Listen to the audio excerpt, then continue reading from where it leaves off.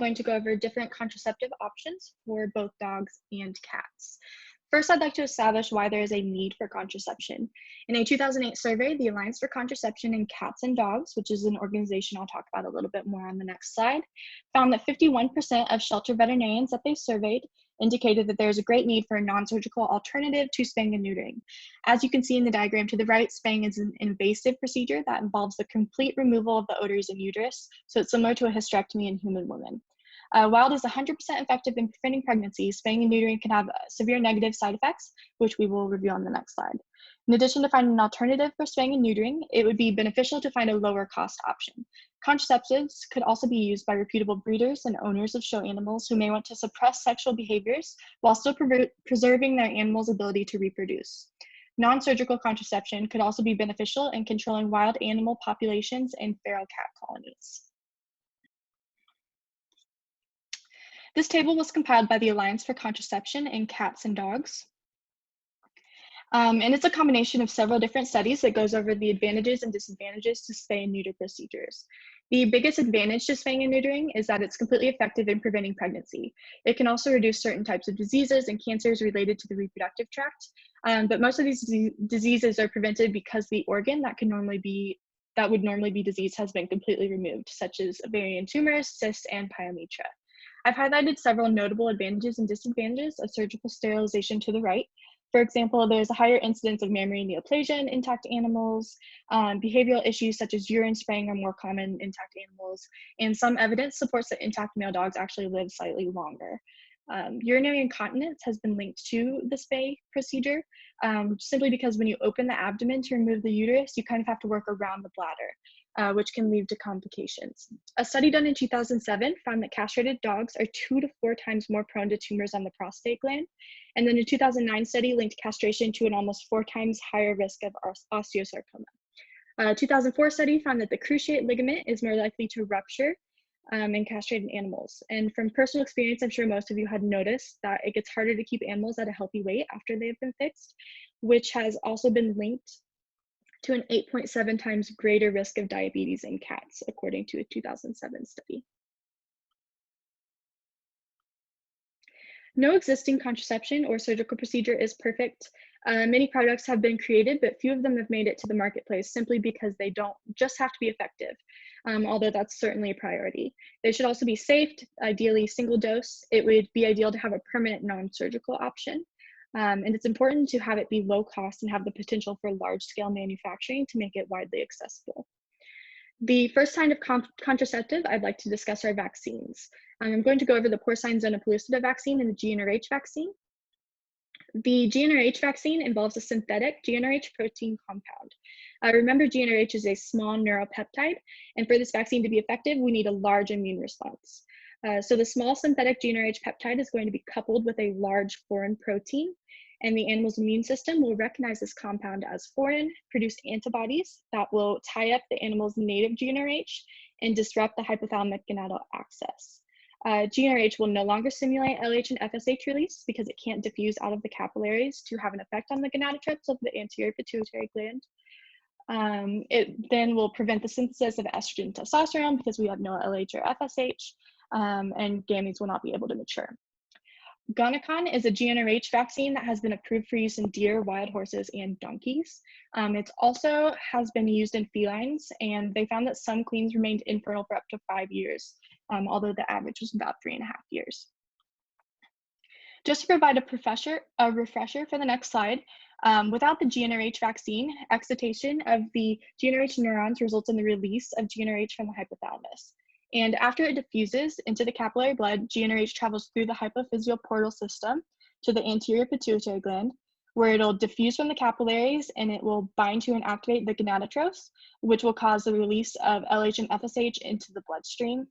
From there, they travel to the reproductive organs, resulting in the synthesis of steroid hormones that aid in reproduction. So these graphics are both actually from the Gonacon website.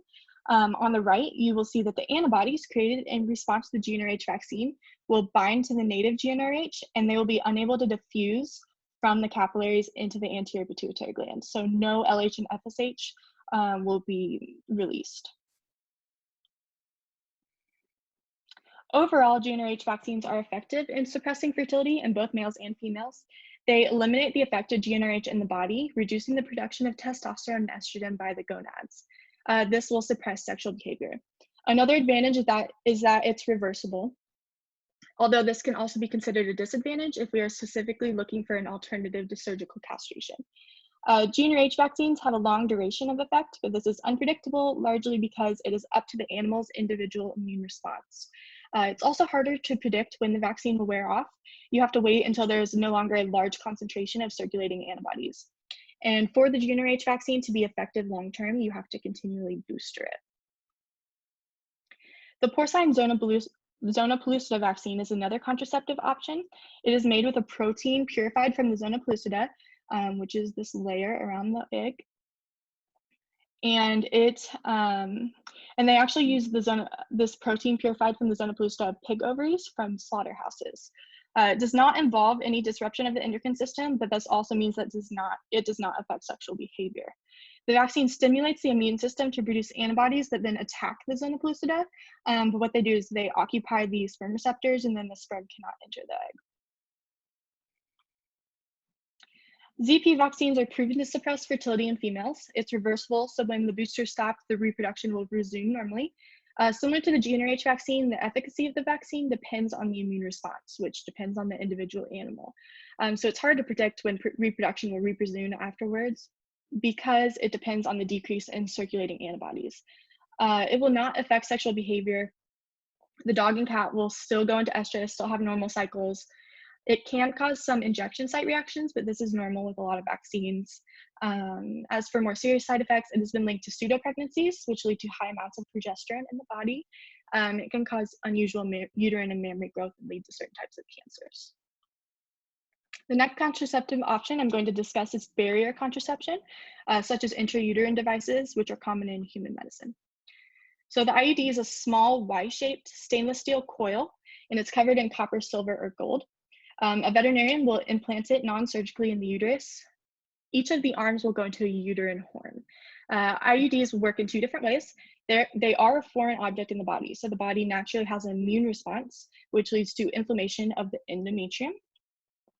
This change in the uterine environment makes it impossible for a fertilized egg to implant.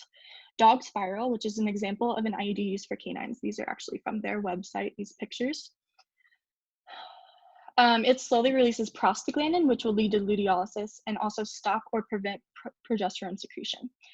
It has an electrochemical effect due to the copper, silver, or gold coating on the IUD, which is positively charged, and it will attract the negatively charged sperm and reduce their mobility and eventually kill them. The gold-plated IUDs have also been used to treat uterine polyps and cysts. The diagram on this slide shows the normal placement of a copper IUD in the human uterus, just for reference.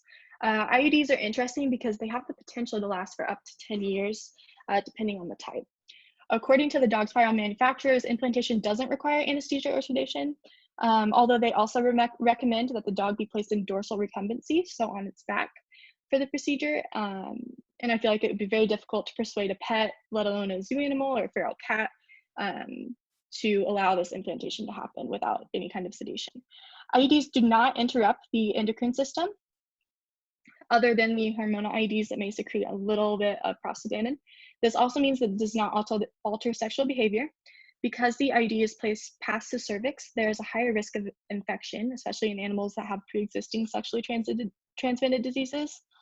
And then there's a possibility that it could become dislodged, which is why annual checkups are recommended to ensure safety. And it can't be used in pets that are less than a year old. GnRH agonists are next. Suprelorin is an agonist we'll discuss, but first I'd like to go over agonists.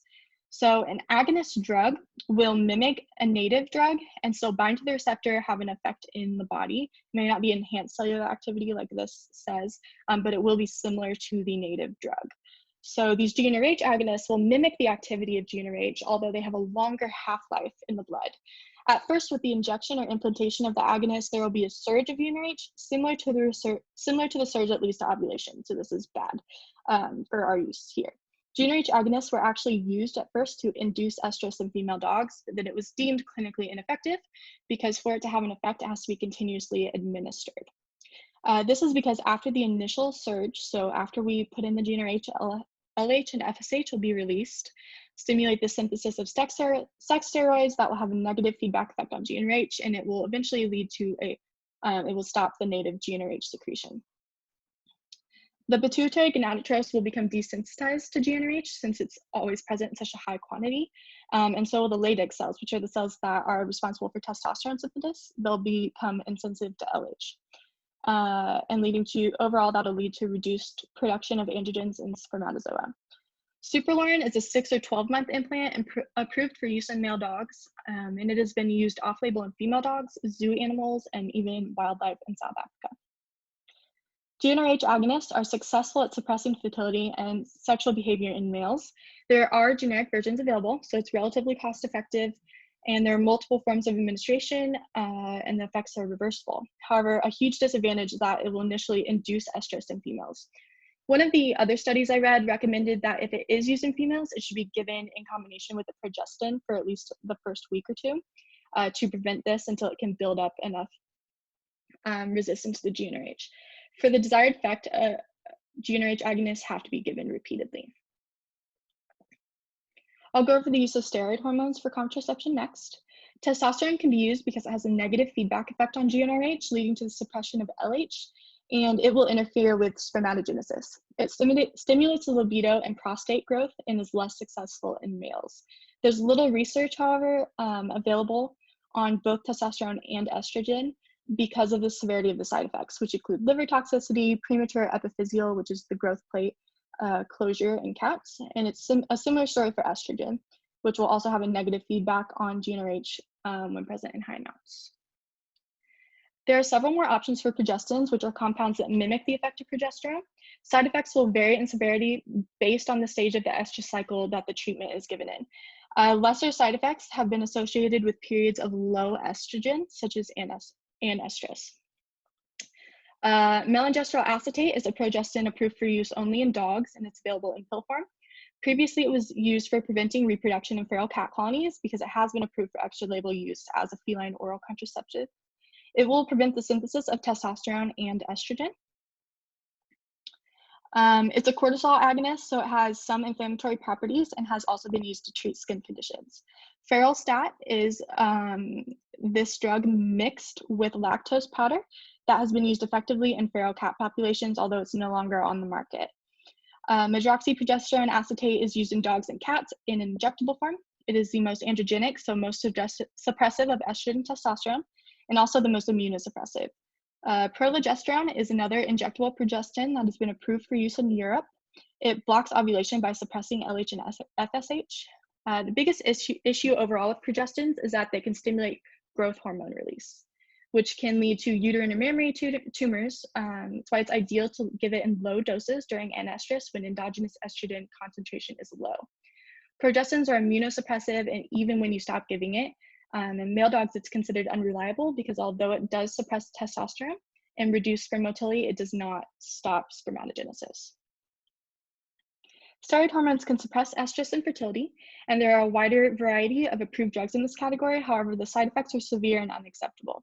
The effect is variable and depends on the phase of the estrous cycle and hormone concentrations in the body, and the duration of effect is unpredictable, and there are few approved products for cats. To summarize, I've listed the contraceptive options I went over. This is by no means an exhaustive list. There's obviously a ton of research being done on this topic, but there still needs more. It's hard, there's still a need for more. It's hard for products to make it to the marketplace because, as we discussed, they don't just have to be effective, they also have to be safe and have the potential for large-scale manufacturing. And then these are my sources.